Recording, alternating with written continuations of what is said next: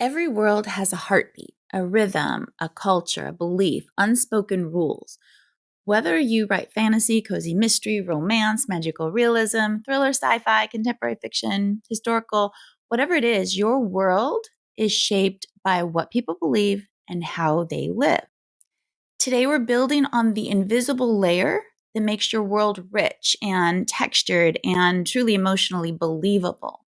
Make sure you stay till the end of this video. I have a few exercises to help you with this cultural aspect of world building, and I have a lot of examples of what this looks like in different genres. World building is not just for sci-fi and fantasy. That's one of the big points of today. Hi, everyone. I'm Melissa Bourbon. Welcome back to Craft Thursday. This week is week 3 of my world building series, and today's topic is really probably one of my favorites in world building. It's about culture, belief systems, and if your genre uses it, like many of mine do, magic. This is where your world stops being just a place. It becomes a living system with its own rules, pressures, fears, rituals, and all of that equals emotional weight. Okay, let's dig in. What is cultural world building? I think that's the big question, right? Culture is everything that shapes how people behave.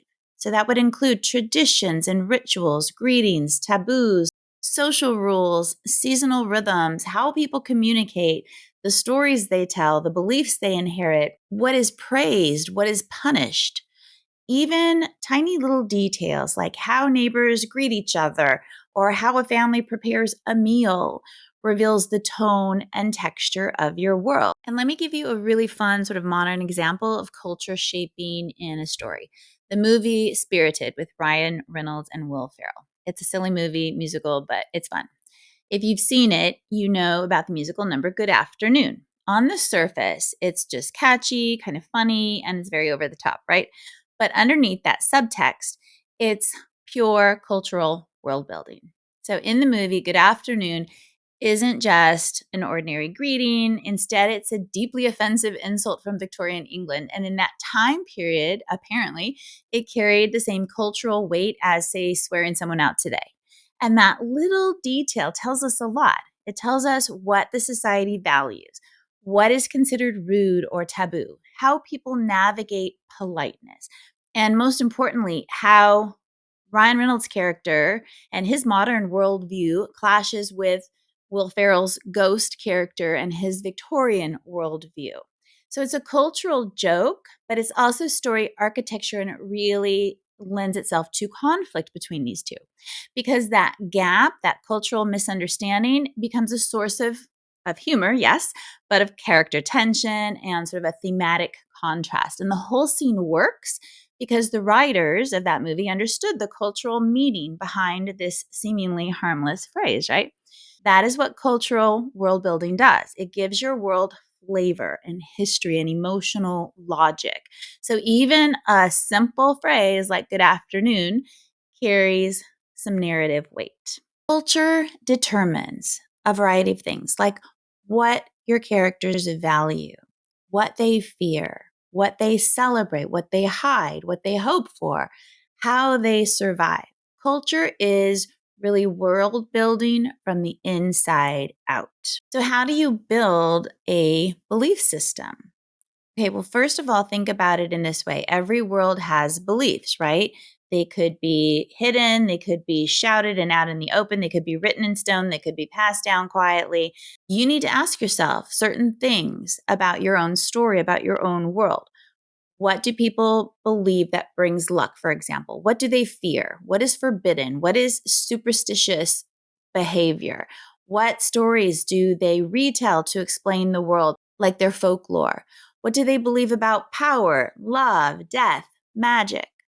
Belief systems don't just fill out your world. They help create conflict and influence morality and shape your character's internal struggles. They do so much.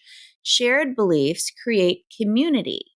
Conflicting beliefs create conflict in story. Now, if you write magic, if any of your worlds in your genre has magical elements, like several of my series have magical elements, you need to make sure that that magic doesn't feel random. It needs to be intentional. Magic should feel inevitable. It's like the natural result of your world's culture, their history, their belief systems. So more questions to ask yourself. Who has the magic?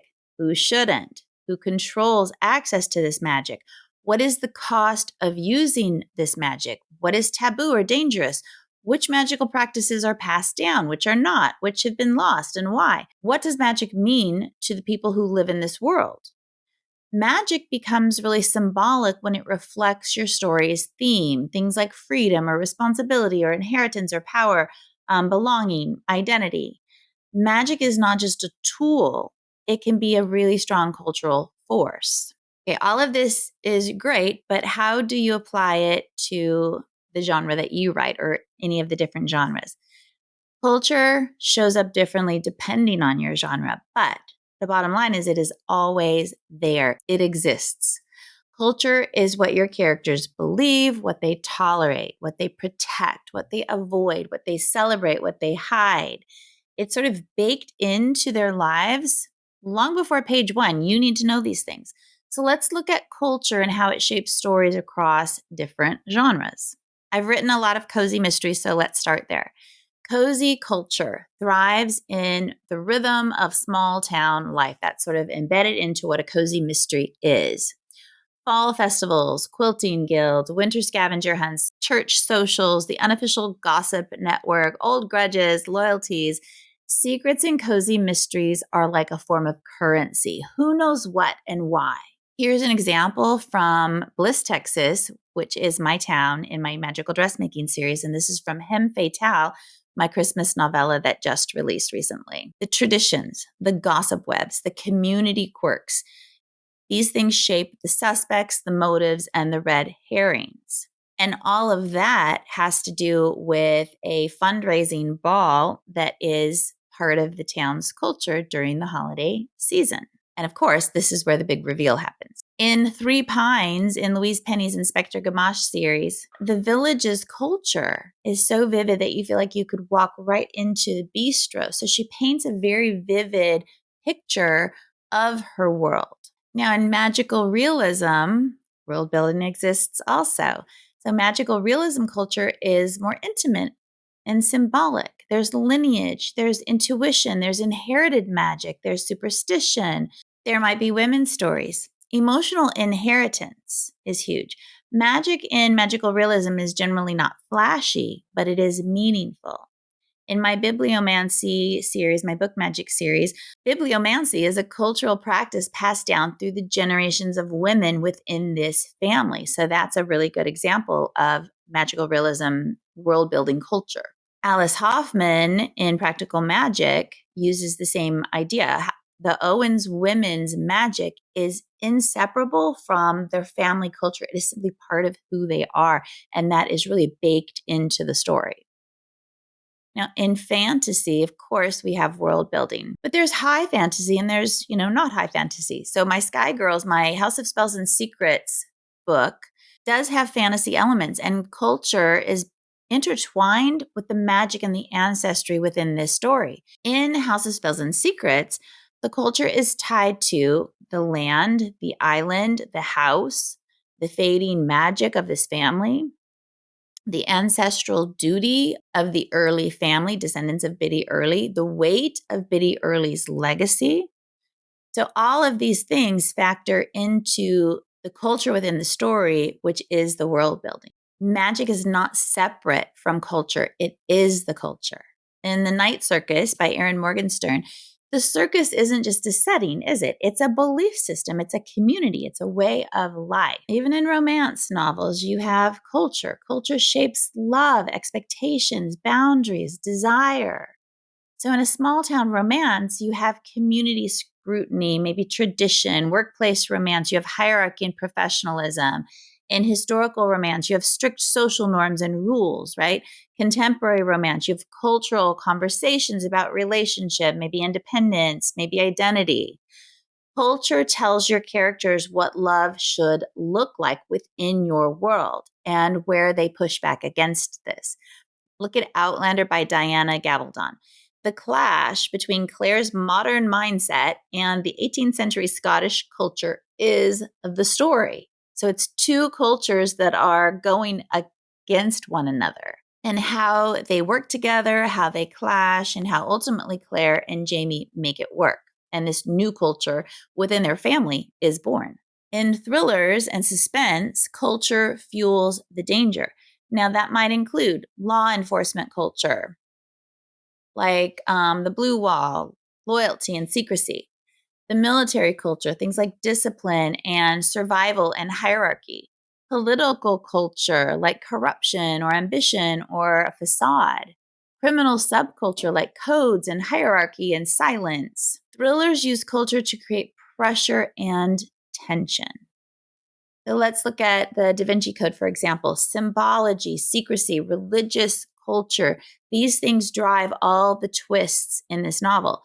Culture in thrillers can become both a trap and a weapon, so you can use that to really enhance the pressure within your novel. In historical fiction, world building is cultural world building. So, as a writer, you have to consider social norms, class hierarchy, gender expectations, religion, politics, moral codes, etiquette, all of these things that are built into the historical moment in which your book is set. Characters don't only just live in the past, they live inside the belief system of that era, and it needs to be true to that historical time. You look at The Nightingale by Kristen Hanna, one of my all-time favorite books. The war culture is oppressive, but also shows resilience in people, and it defines the characters' identities and the choices that they make within this novel. In YA and with any subgenre within YA, the culture is about identity, belonging, found family, generational worldviews, school culture, rebellion, self-definition, all of these things that are sort of built into YA.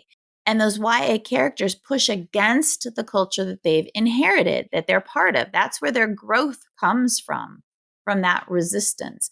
In The Hunger Games, which is YA dystopian, the district's culture defines who the characters are long before the games ever begin. And now Katniss needs to function within these norms, within the cultural boundaries, and then push against them. In science fiction, of course, we have world building.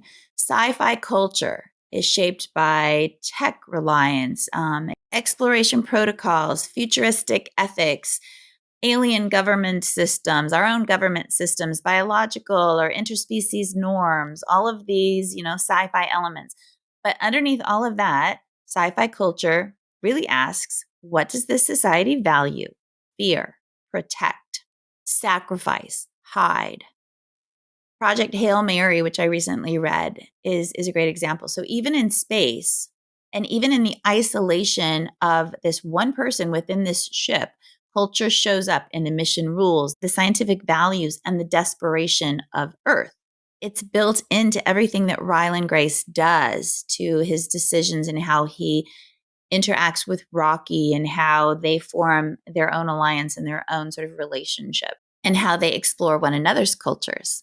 All right, let's look at horror. Horror culture is built on generational trauma, maybe, or silence, or superstition, or secrets, or societal denial, or family dysfunction. In The Haunting of Hill House, classic, the Crane family culture, not the ghosts, is ultimately what breaks them. So horror worlds are defined by the cultural rules the characters believe in, and they must obey those in order to stay alive. Okay, the big takeaway is that no matter what genre you write, culture is an invisible architecture of the behavior of your character. It shapes your characters' worldviews, their fears, their relationships, the moral compass, the choices, the internal conflict. When you use cultural world building intentionally, your story world is going to become more layered, emotional, immersive, and alive. All right, I said I had some exercises for you. Here are 3, and these are going to help you with your world building, with your cultural world building. Create a tradition. That's the first exercise. Invent a tradition that your world practices, whatever genre you write in. Then ask, how does my protagonist feel about this? That's going to inform that your protagonist's relationship with other people. Is this symbiotic or is there conflict here? Another exercise is the whisper test. Every culture, every single culture has a taboo, something people whisper about, but maybe don't talk openly about. So you want to define yours. Who breaks it? What is it? And then who breaks it and who enforces it? Number 3 is the cost of magic. If your world has magic, write one sentence. What is the true cost of using this magic? In my book magic series, using bibliomancy, Cassie, one of my main characters, she believes that that's going to lead to death. And so that is the cost of using it that my character Pippin has to overcome or figure out how to deal with. So what is the cost of magic within your world? Culture, you guys, is the backbone of your world. It shapes behavior and conflict and identity and even the magic within your world. I hope this has given you some ideas on how to build culture into your novel, whatever genre you write in. Next week, we're talking about how to integrate your world into story structure, how to make your world evolve alongside your characters. And if you want structured templates for building culture and traditions, belief systems, and magic, check out my world building course at Writer Spark Academy. It is online, self-paced, short. It's like a mini course. And it's going to give you everything you need about world building and more. Thanks for joining me. Until next Thursday, happy writing. Never needed Poppy's blessing, no. You need keep working just to get it, though. I know she carried your whole world.